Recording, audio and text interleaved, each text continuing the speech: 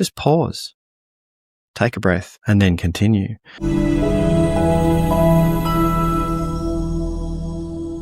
By the end of this episode, we would have learned how to create habitual perspectives that bring flow and success from a coach, author, facilitator, and speaker.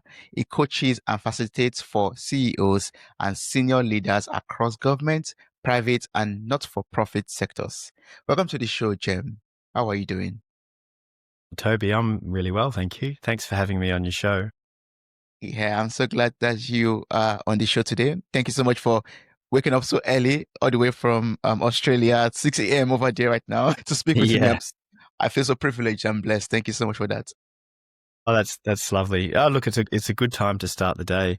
And if you get up at 5 o'clock or 5:30 in the morning, and then by the time it's 9 o'clock already, you've been so productive, right? That's true. Are you also a 5 a.m. kind of guy, or do you wake up later in the day? I'd prefer to get up at 6.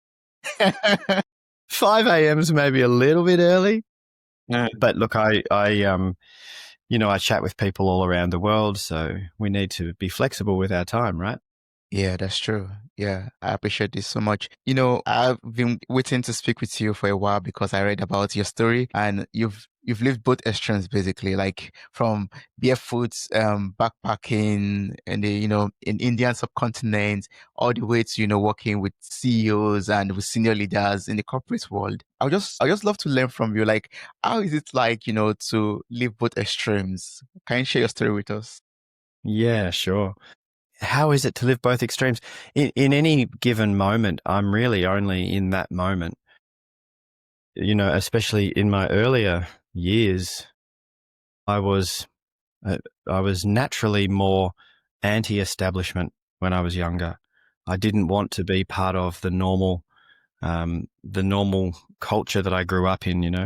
I grew up in Australia, and similar to America, and to the West, I think it's a capitalist culture where you are told that you should go to school and study hard and get the best job you can get and work hard, earn money, buy a house, have a family, and you will be happy. Buy the best car you can buy, get the best house you can get, make as much money as possible, and then this will give you happiness. And when I was younger, I didn't want to be a part of it. I was like, no, I don't want to do that. So as soon as I could, I did finish high school, and then I just took off and spent most of my 20s and early 30s just traveling around the world. I just didn't want to be a part of the rat race. We used to call it the rat race. And so I was very alternative. I was living in squats in London and punk and, living quite an alternative life and wandering around the Indian subcontinent, like you said in the intro, for years. And then fell in love, became a father. And once I had children, I was like, wow, I've got to support these kids now. I can't just be, footloose and fancy free running around the world, playing my guitar and tattooing people. I need to find a way to support these kids. So I got a job, ended up in a suit and a tie, which was the thing I never wanted to do, but I didn't mind, because it was more important for me to provide for these little people, my children. And that was more important than some ideological kind of journey to not be a part of the system. And so I worked for an international company and I had, quite a good time there and ended up in senior leadership. So when I was in senior leadership and there was a lot of leadership development work that we did in this company and the job in the corporate world, it was never really, I didn't feel it within my integrity or, I didn't feel values aligned in that corporate world trying to make money. So it was, just this profit. But what I really did love about the leadership role was working with people and coaching and leading and helping people. That was the stuff that I really enjoyed. So, and then when I got to have my turn of a midlife crisis in my early 40s. I really had become actually quite unhappy in my marriage and in my work role. And I had that midlife opportunity where I lost everything. I lost my job, lost my house, lost my marriage, kept my kids, my 2 boys, thankfully, week on, week off. And I had the opportunity to really have a look at myself and my life and turn it all around. That was almost 10 years ago now. And now I look back and the barefoot backpacking and the corporate suit and tie, all of the extremes I've lived. I mean, I've worked as a tattooist around the world. I've worked as a kindergarten teacher in Taiwan. I've worked as a fire dancer. I've worked as a actor and singer-songwriter. So I've lived a lot of extremes, but now in the role that I'm in, it all makes sense, because I can be the bridge between these divides of cultural difference. So I can sit in a room with CEOs and talk with them in language that they understand, a corporate sensibility, but I can also help them access in a practical way some of the more spiritual, quote unquote, more spiritual or conceptual philosophies that make life easier. So to be able to sit in a room and help people who haven't walked around India barefoot and been meditating for years, help people who haven't experienced that more esoteric side of life, help them access some of the learnings from that and implement them in a practical way into their 9-to-5 life, to make a difference in that way. So I can bridge the two worlds. Yes, yes, and that's so lovely, right? I mean, you could take lessons from that phase of your life and bring it into the corporate world to help us even work better and improve our life skills.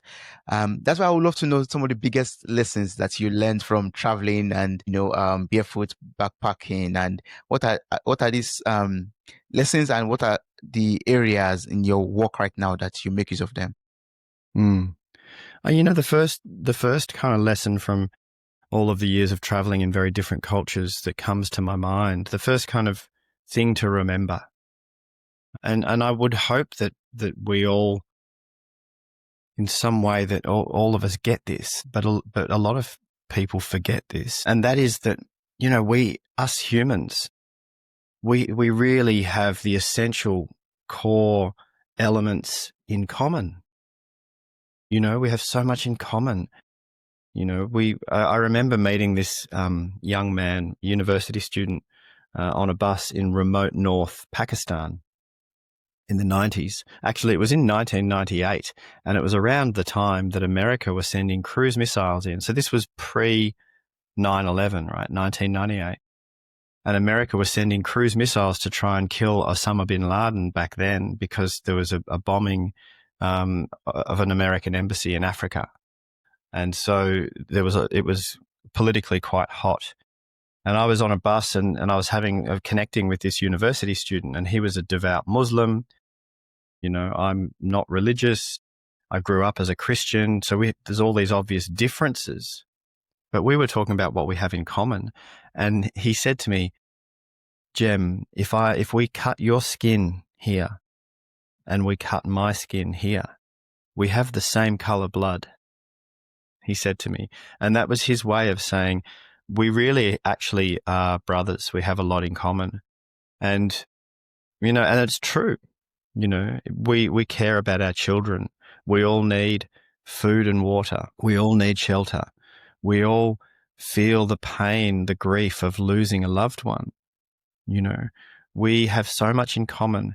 And it's sad that people focus on these surface level differences, like the color of your skin.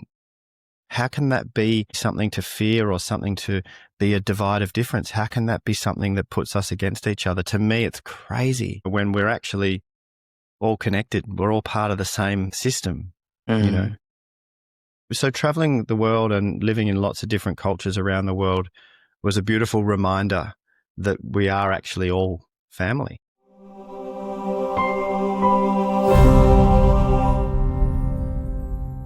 That's true. Yeah, we are all one, basically. Like, we are made of the same elements. We are made of the same elements. Yeah. Exactly the same elements. And, yes, we're made of the same elements, and we are intrinsically and inseparably a part of the greater system that we're breathing in and out every day. And also just as people, just as Homo sapiens, we all come from the same ancestors, all of us. Yeah. How cool is this, Tobi, right? I was thinking about this the other day. You've got 2 parents, right? So you've got 4 grandparents. So you've got 8 great-grandparents. So you've got 16 great-great-grandparents, and it goes on, right? Doubles. And when you double back, if you go back just 30 generations, now we have to allow for what they call pedigree collapse. Pedigree collapse is where sometimes a cousin and a cousin were together, or, distant cousins or whatever. So there's a bit of pedigree collapse. But if you double the grandparents going back just 30 generations, you come from a billion ancestors. You've got a billion great-great-great-great-great-great-grandparents. 1 Wow. billion. Yeah. So we come from the same. And so it's interesting that humans, and I understand that we are wired for a fear response because that's how we survived. So the amygdala fires and the fear kicks in as a reaction to most things. And we fear difference, and we fear the unknown. But it seems crazy to me, and I really hope, I'm an optimist, and I really hope that humanity can continue to evolve beyond that. Yeah. Where we can just move beyond the unnecessary fear. Sometimes fear is a necessary response, but if we can move beyond the unnecessary fear, because there's so much divisiveness, and life would be so much easier. That's very true. Of course. If you can move beyond those fears, life becomes, even sweeter, basically, for us to live. Yeah. And, while speaking about this, I just reflected on, our places of work, basically, in the corporate world. We have so many races, a lot of races, black, white, brown. Yeah. Everyone, sometimes you suffer from inferiority complex because you are of a kind of skin color. But, when you realize that we are all one, made of the same elements, we'll be able to stand boldly at our places of work and be able to even invite diversity into our places of work also. Yeah, absolutely. Diversity is ultimately necessary. Think about this, Tobi. If there was a problem to solve and there was a group of people sitting around a table trying to work together to solve a problem, if the group around the table wasn't very diverse, let's just say they were all middle-class white males, right? Their scope of creative access is going to be very narrow because they all come from the same background, the same education, the same cultural indoctrinations, the same ways of thinking. But if you were to have around that table a beautiful range of diversity, people from very different backgrounds with different cultural paradigms and different spiritual or religious or ideological perspectives, and you can communicate together as a group, then the bandwidth, the range of creative possibilities is much broader. So the options for creative solutions to the problem is a much broader range. And I think we've got to find ways to do that. Diversity is not just about, yes, it's about equality, of course. And I believe that all people should be treated equally, but it's not just about that. It's about the bigger picture because, the big problems like pandemics and global warming and, these bigger problems, they don't discriminate. Pandemic doesn't care what color your skin is or where you grew up. Global warming doesn't care about any of that. The real problems that are threatening humanity are threatening all of us. And so we need to work together to sort that out, Yes, that's very true. Yeah, we are one team, one world. Yeah, let's solve it together. Yes, you're totally right. One reason why I want to speak with you today is because you help people build capacities in communication, in culture, in leadership, which is very important, and also resilience. And that's what you do. So I would just love us to talk about these different aspects of your expertise and help us, become better. So I would love us to start out with communication. I can see already we've been talking about, diversity already, and communication is very important when we are to speak with different people of different ethnicity, understanding backgrounds and knowledge, basically. So can you tell us why communication is important again, and how we could communicate even better among ourselves? Yeah, sure. I mean, communication is ultimately important for us as a species. We wouldn't have been able to evolve as a species, and we wouldn't have been able to come down out of the trees and survive the savanna plains where there was lions and danger. We couldn't have survived if we didn't learn how to work together. The reason that Homo sapiens, the reason that the human race could actually evolve successfully was because we figured out how to work societally in communities. You can't work with each other if you can't communicate. So language and communication was a massive part of us surviving evolution and becoming the communal creatures that we are. And so we need each other, and to work together, we have to be able to communicate. And I think because it's so ingrained in us as a species, it gets overlooked. You know, we take it for granted. And for a lot of people, the quality of communication, the art of communication, the quality of it has deteriorated, you know. So when you have people with these different ideas, so that pro-life or pro-choice or pro-vax or anti-vax or whatever their different choices are, and they're just shouting at each other. They've got the caps lock on and they're typing, shouting at each other on Twitter. And that's not great communication. It's not really helping the bigger picture. So communication is ultimately important. And, you know, it's interesting, Tobi, the word communication comes from the Latin noun communicatio, which means a sharing, and the Latin verb communicare, which means to make common, right? So communication is the endeavor of making something common. It's to share, to come to an understanding. It's not a telling. It's not me telling you something. It's me sharing something. And hopefully, if we're both in the communication together, that you're seeking to understand, and vice versa, you know. And you know, if we can't communicate, you can't take an idea and manifest that idea into reality without the ability to communicate it. You know, Einstein could have had these wonderful, genius understandings of the mechanics of the universe and the theory of relativity and all of this, but if he couldn't communicate those ideas, they wouldn't have helped us at all. You know, so, and also communication is the bridge between isolation and connection, and we need each other. And when humans are in isolation, not because of choice, but because because the circumstance has them in isolation, we don't like it.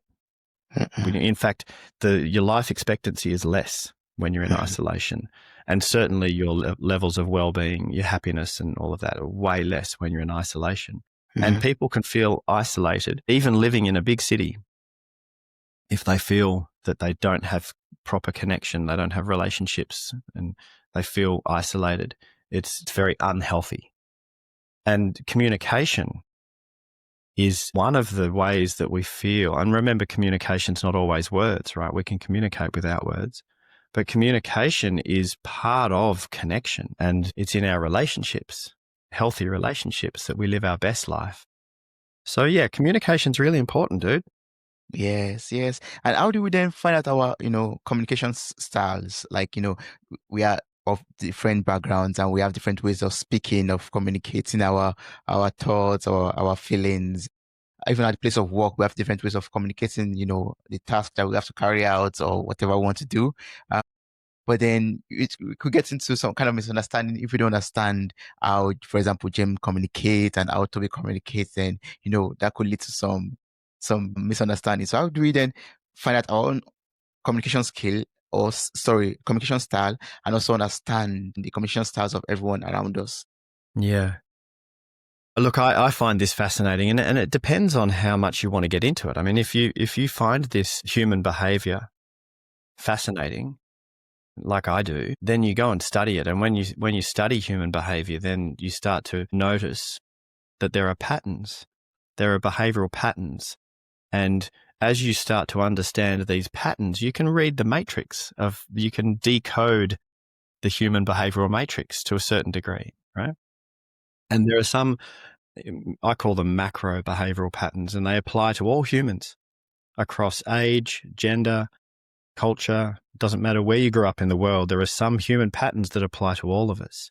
And this is helpful because it means that I can sit around the fire in the Himalayan mountains with a shepherd from a village, and he doesn't speak any English, And he grew up in a completely different culture to mine. And when I start to understand his behavioral style, I understand how he receives information and processes it to a certain degree.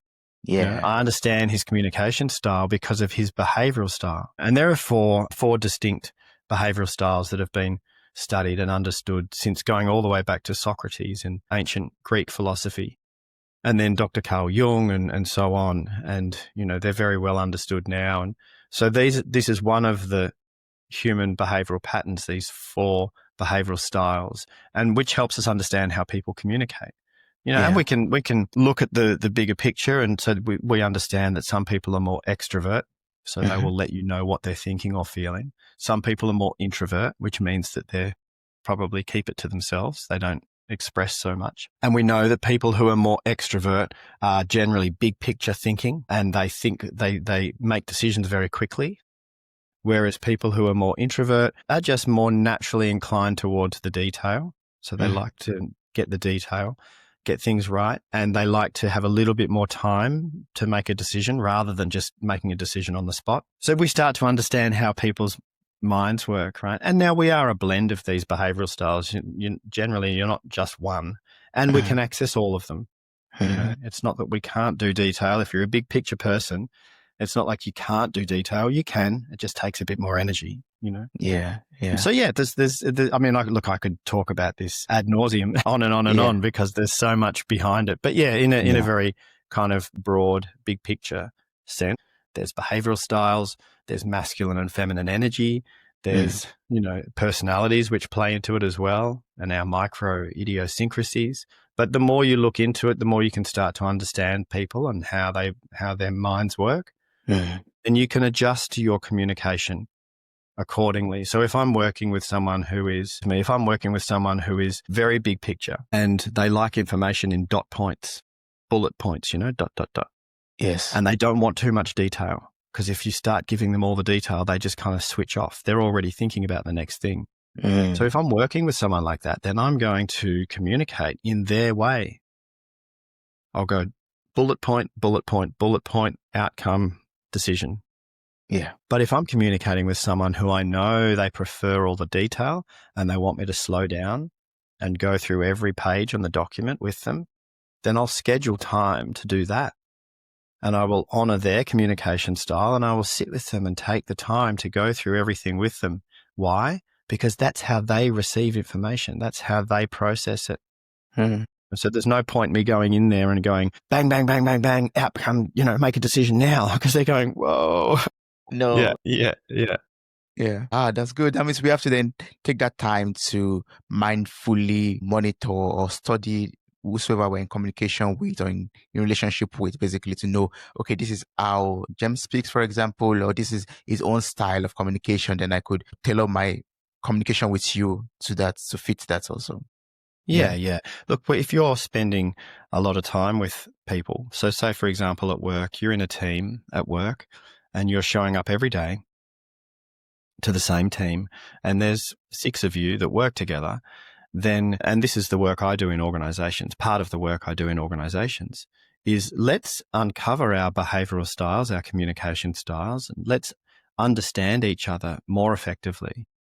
And so if I'm working in a team and I know that Sally prefers to receive information in this way, and I know that Paul prefers to receive information in that way, and Tobi likes it this way, then I can adjust the way I'm delivering depending on who I'm talking to. But to get there, you need to work as a team and do that work to understand each other's styles. If it's just someone that you don't know very well and it's only one interaction, then, you can do your best to kind of guess. And the more you understand human behavior, the better you get at that. But yeah, look, I think, and very basically, it's consideration as well, isn't it? Just being considerate of the other people. And if you're not sure what someone's behavioral style is, ask them. I mean, they might not know what their behavioral style is, but you can ask them how they prefer to communicate. Say to someone, hey, we're doing a project together for the next month to help me communicate with you more effectively. Do you mind if I ask you some questions? And they go, no, that's fine. You say, well, when we're sharing information, do you prefer all of the detail, or do you want me to just summarize and give you the dot points? Just ask them. And when you're making a decision, do you like to make a decision quickly and on the spot, or would you prefer some time to think it over? Just Yeah. ask. Yeah. Yes, that's very helpful actually. Just ask. And Yeah. do you believe this is a way we could also, for example, build or design a culture or environment that people could thrive in? Where in a place where people are very open to express themselves the way they want to communicate, the way they are meant to communicate, and also create space to accommodate the other way people communicate or interact also. Yeah, completely. Yeah. When we can create a culture, whether it's at work or, in any community that you're involved in, when we can create a culture that's psychologically safe. So people feel safe. They feel safe to make mistakes. They feel safe to have an idea that's crazy and doesn't work. Yeah. They feel safe to express themselves and how they're feeling. They feel safe to be vulnerable. They Yeah. feel safe to be human. And, when we can create environments like that, wow, that's where the magic happens. Yeah. Yeah, that's true. And to make all of this happen or to coordinate all of this, we need someone called a leader. And you happen to work with a lot of leaders out there. So Yeah, from yeah. from your experience so far, how would you define a good? It's certainly not the title. There are people who are wonderful leaders who don't have the title of being a leader. For me, the type of leader that I like are people who are focused on the greater good. It's not, they're quite selfless. I'm not a leader because I'm trying to climb the corporate ladder and get promotions. That's not why I'm a leader, says the good leader. I'm a leader because I believe in the higher purpose of what we're doing. I believe in the mission that we're here for, whether that's in an organization or whether that's as a family member or whether you're taking the lead for a community group, whatever it is.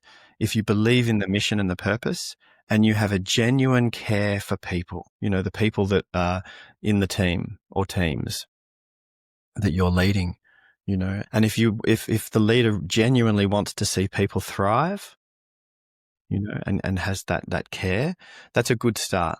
And then there's other aspects as well, and at times we all need to lead. There's moments where we all need to lead, whether that's even just leading yourself, from the state of being that you are now to where you want to get to as a person, Yeah. But the more traditional idea of leading others, then it helps if you have a clear vision, a clear, compelling vision of this is where we are now. And it might not be physically that we're moving physically from here to there. It can be just in terms of this is the state of play now.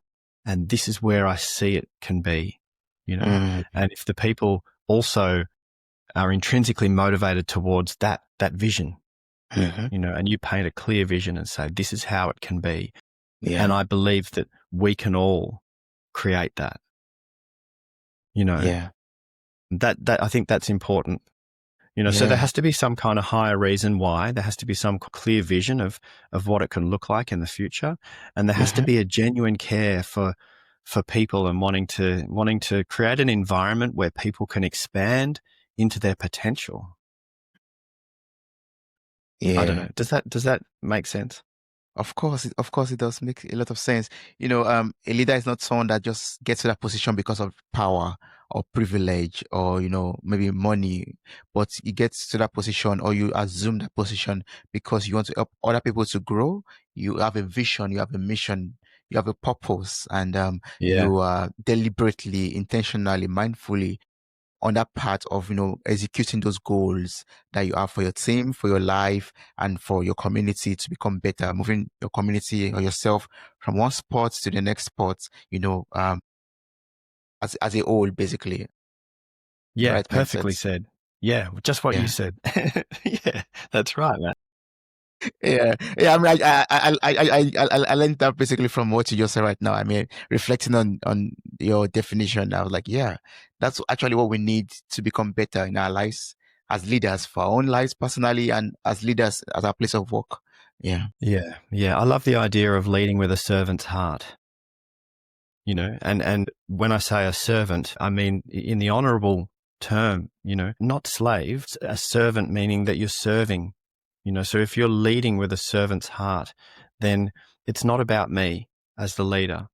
It's about us, and it's about why we're doing what we're doing and where we're going. That's what it's about. And I'm going to serve that, but the irony here is that to make it not about you, you have to first of all make it about you, not make the leadership about you, but you need to dedicate some time to self-awareness, self-acceptance, self-love, because if you are not okay with yourself, if your self-image, your self-identity, your self-esteem is not healthy, then you're going to be getting in the way of the leading with the servant's heart, right? Because you're going to be thinking, you're always going to be bringing it back to you in every situation. Am I good enough, or did I do the right thing, or am I too good, or what? If you're making it about you, you're getting in the way. So to get out of the way, so that you can make it about everybody else, you need to do the work to iron out the creases of your past, all your hang-ups and all your stuff. And, if you are still unresolved with your past, which is yourself, if you're unresolved with yourself, then you'll keep getting in the way. So as much as you've got to make it about everyone else, you also need to do the work to become completely okay. Well, as not completely, I don't know if that's possible, but as okay as possible with yourself, so you can get out of the way. Yes. Yeah. I love that answer. That's awesome. Yeah. Yeah, but all of this that we've said, they sound so beautiful, but in the practical sense, it comes to a lot of challenges also, and challenges, obstacles, and hindrances basically that stops us from moving from one point to the next point positively in our lives. And for this reason, we need resilience, and you also teach about resilience, so that's a perfect match, right? So I just love you to teach us how we could develop and also supercharge our resilience so that we could face every challenge of life. Yeah, I mean there are some practical, habitual things that we can create, and a lot of them they seem like on their own, they seem like a 1%er. It seems like, well, that's just a 1% thing. How is that going to make a difference? But with the small 1% healthy habits that we create with consistency over time, they become game changing, So these habits, I'm talking about things like a habit of mindfulness meditation practice. So when it becomes habitual for you to spend even just 5 minutes a day, 5 minutes, half an hour, whatever, but even if it's just a few minutes a day of a mindfulness meditation practice, when this becomes consistent over the years, that's game changing. When we have a healthy habit of positive affirmations in the morning, I am enough. I don't mind what people think of me. I am healthy. I am expanding into my potential. I am on a mission to do good work. Whatever these affirmations are that we say, when that becomes habitual for you to say those positive things about yourself and your life every morning, with consistency over time, you're wiring the neurology in your mind. You are creating the beliefs around how you see yourself and life. This changes everything. And so people go, affirmations, I don't know about that, blah, blah, blah. And by the way, there's science now to back it up. Thanks to neuroscience and fMRI and imaging the brain and understanding how it works, we're now starting to be able to put some science behind this. But, so little things like that.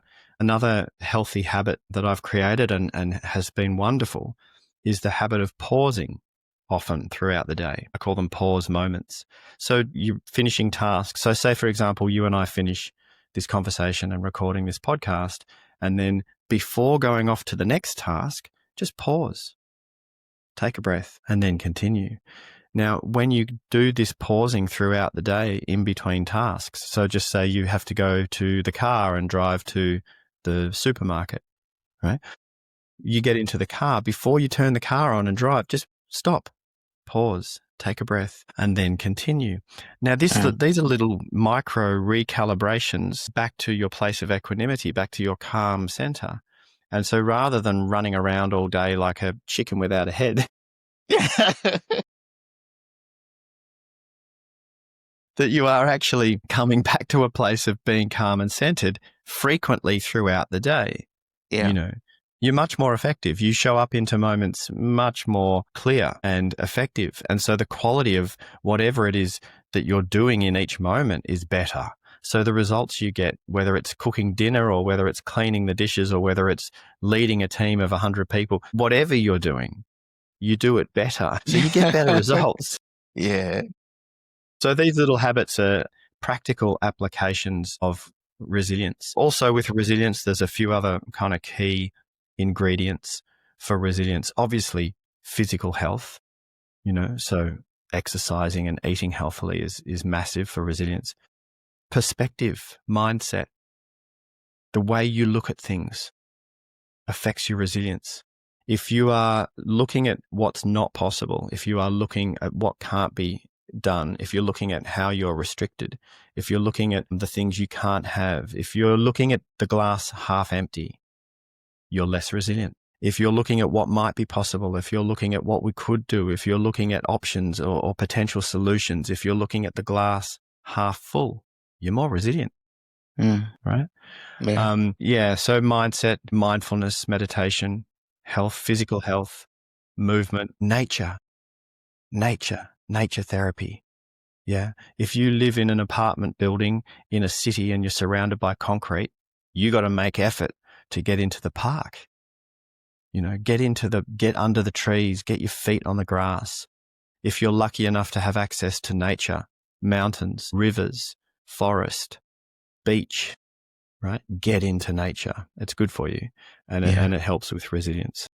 Yes. It helps us become even much more mindful of our day-to-day activities, like you said already, taking that time to just pause. And that's something I live by, actually. Like I always say, pause, take a break and reflect on life. And it helps me. I mean, I'm not perfect at it, but I try to remind myself about it all the time. Just pause, take a breath. Yeah, it's great. I find especially if I'm running late. I really don't like being late for things, but if I'm running late, so just say I'm running late for a meeting and I'm running to the laptop because the meeting's in Zoom right now. Yeah. So I'm running to the laptop and I'm running late and I'm like, oh no, quick. I get to the laptop and then just before opening the laptop, just pause, take a breath. Now open the laptop, right? So I'm only going to be 3 seconds later than I was going to be. But I'm showing up into this meeting with this person present and calm, not, energy going, oh my God, I'm sorry, I'm late. Hi, how you going? But it's funny because a lot of people, especially in cities, they spend their lives like this. You get up in the morning and quickly brush your teeth and get the kids off to school and breakfast and quick clothes on and get in the car and get to work and one thing, next thing, meeting, and then driving home and quickly get some food from the supermarket and then come home and cook the dinner and get the kids into bed and have a glass of wine and put Netflix on maybe and go, and then crawl to bed and then fall asleep and then wake up the next morning and do it all again. There are people that spend their whole lives like this, Of course, that's true. Yeah, so it's better for us just take that break and just breathe, basically. Yeah, as soon as you find out if you breathe, basically, you end up winding up with that meeting with a smile on your face, like all the worries and stress and burden from a few seconds ago will just be out for that second. Yeah. And sorry, dude. Yeah. Continue, please. Yeah. And, like perspective, I mean, everyone knows that we are a tiny speck on a speck, as in the Earth, and that we're orbiting around one of gazillions of stars, right? Everyone knows that. And I don't know if everyone knows this, but, that our solar system is out on the edge of the Milky Way, which is a disc-shaped galaxy, and that to travel from our side of the Milky Way, just to the other side of the Milky Way, our galaxy, traveling at the speed of light, roughly 300,000 kilometers a second, traveling that fast it still takes about 120,000 years just to cross the Milky Way. People forget this, or maybe don't even know that. And the Milky Way is one of billions of galaxies that we know of. Billions, right?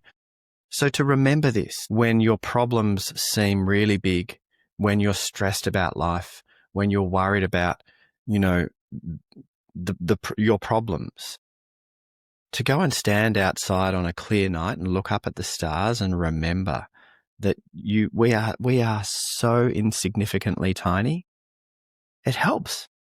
Because then you just go, I was worried about that. Like seriously.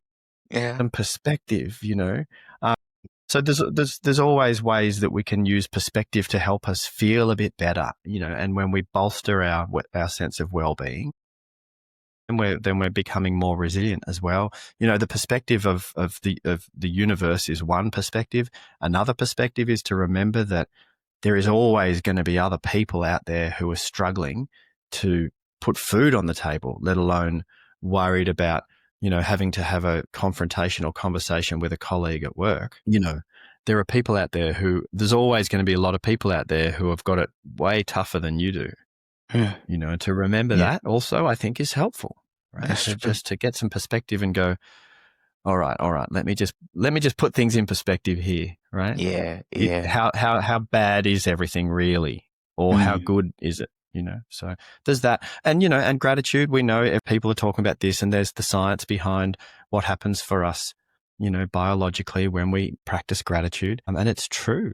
And I've created a neurological reflex of gratitude, man. I'm tripping over gratitude all throughout the day. I walk out the door and I'm like, oh, I'm so grateful for where I live, or I'm so grateful I got a car. I'm so grateful I've got a coffee. I'm so grateful I've got a podcast to go and get involved with Tobi. So gratitude it just makes you feel better. Yes, it does. Yeah. I'll encourage everyone out there to, practice that act of gratitude. It helps you, it elevates your mood basically and makes your worries just disappear. I mean, not disappear totally, but it makes you see it in a different perspective and know that, this is going to come and go and you'll be a victor. Yeah. Yeah. It just makes you feel better. Yes. And, if you're feeling better, you're more resilient. Exactly. Another aspect to resilience is having a sense of purpose. If you feel like there's some meaning to your life, if you feel like there's some purpose, then you have more resilience on the tough days. When the challenges arise and when there's some adversity, if you have a clear purpose and mission, then you're more resilient. Yeah, I'm so happy you brought that up, purpose and mission in life, because there are a lot of people out there who ask themselves, oh, what's my purpose? What's my mission in life? How would you advise such people? You get to make it up. You're allowed to just make it up. It's not, I'll get to the how bit in a sec, but it's not like you have to find it. It's not out there waiting to be found. It's within you. You get to make it up. So how do you make it up? Start by having a think about, what do you care about? What are you passionate about? If you are sitting around a table eating a meal with family and friends, what topic of conversation comes up that you find yourself having something to say about? What is it? What's the topic when you find yourself going, actually, I've got an opinion about that, right? That's an indication that you care about that thing, right? So find something that you care about, something that you're passionate about, something that you think we should invest resource, so time or energy or money, something that you think we should invest resource in improving. What do you think we should try and improve? And when you get some idea of that, then have a think about, what are my natural talents? What do I enjoy doing? What am I naturally pretty good at? Am I naturally creative, or am I naturally good at problem solving, or am I naturally a good friend or a good communicator? Am I naturally good at doing the detail, writing out the detail? What am I naturally good at? What do I enjoy doing? Right? And then how can I apply my natural talents to that cause, to that thing that I think we should be trying to improve? And now you're starting to find some sense of purpose. How can I apply myself to make that thing just a little bit better? Yeah. And your purpose doesn't need to be massive. You don't have to want to save the world. You don't need to try and do some big, massive thing if you don't want to. Your purpose can be, my mission in life is to make my children's lives as good as possible. That can be your mission. Or if you don't have children, my mission in life is to help this local charity. Or my mission in life is to help provide food for the people on the street. It can be anything. And you can change your mission whenever you want. You know, you're not getting it tattooed on you. You can change your mind. You can have a mission, and then a couple of years later, you can go, do you know what? My mission's actually changing a bit. Now my mission is this. That's okay. It's only that if you have a sense of purpose in your life in the present moment, and it doesn't matter if it changes later down the track. You know? And I have my meaningful life is kind of like an onion. There's different layers to it. So at the core of my onion is to live wholeheartedly, to learn open-mindedly, and to give and receive generously. Right? That's my deeper personal purpose. Yeah. Then the next layer out for me is to help create more ease and flow in the lives of others. And I can apply that broadly. So to help create more ease and flow in the lives of others, I can apply that to my mum. I can apply that to my partner. I can apply that to our teenagers. I can apply that to my clients. I can apply that to my siblings, to my community. If I can do something to help make your life just a little bit easier, or for you to access flow a little bit, that's my purpose. That's why I'm here. Yeah. And then my business purpose, so the last layer out on this onion of purpose, is to create more conscious leaders and healthier workplace cultures, right? So this is the outward facing why. This is my business why. If you go on my website, that's what you see, right? To help create more conscious leaders and healthier workplace cultures. But all of these purposes, they all align. They all work together. Yes. Wow. Jem, I've learned so much from you in this conversation. Like I've learned a lot. Like, having those changing our perspectives, how to, be much more resilient, what we have to do, the habits that we have to, cultivate basically to become better in life, to create that flow of success in our lives. That's so amazing. What's the best way to connect with you and work with you for people out there who still wants to ask more questions that we're not able to cover, or people that want to maybe get your book, visit your online courses, and get engaged with you? What's the best way to do it? Sure. Look, everything's on my website, which is jemfuller.com. You can get my book on any of the platforms, Amazon or Booktopia, but you can also get it through my website. You can see all of my courses there. I've got a free book that explains a lot of the stuff we've been talking about. You can get that free ebook through my website. I've got free courses as well on my online courses. It's all through the website. If you want to follow me, I post on Instagram every day. I'm sharing stuff there that I hope will help people. So the website or Insta, LinkedIn, Facebook, all that stuff. Yes. I'm going to place a link to your website in the show notes of this episode to encourage everyone out there to visit your website. Click through the tabs, get the book, get the free ebook, and connect with you on all social media platforms. Thank you so much, Jem. I really appreciate this. It was so amazing and wonderful speaking with you. This is something definitely to listen to over and over again and to reflect on and improve one's life on. Thank you so much. Thank you so much, Tobi. It's been really enjoyable to hang out with you and chat. Thank you very much.